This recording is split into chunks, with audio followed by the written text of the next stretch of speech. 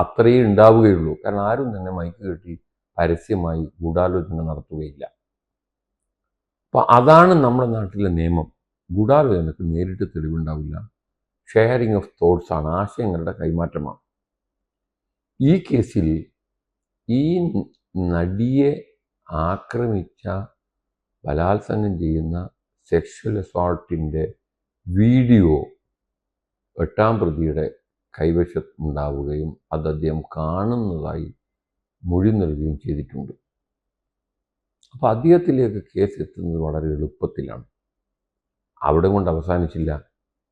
എന്തുകൊണ്ടാണ് 8-ാം പ്രതിയെ കുറ്റമുക്തമാക്കിയപ്പോൾ കേരളീയ സമൂഹത്തിൽ ഏറ്റവും കൂടുതൽ ചർച്ച ചെയ്യപ്പെട്ടത്? നിരവധി കൊലക്കേസുകളിൽ നിരവധി പ്രതികളെ വെറുതെ വിടുന്നു, ശിക്ഷിക്കുന്നു. അതൊന്നും അത്ര ചർച്ചയായില്ല. ഇത് ചർച്ചയാവാൻ കാരണം കേരളീയ സമൂഹത്തെ ഏറ്റവും കൂടുതൽ നടുക്കിയ ഒരു കുറ്റകൃത്യമാണ് നടിയെ ആക്രമിച്ച കേസ്. ഈ കേസിൻ്റെ തെളിവ് ഈ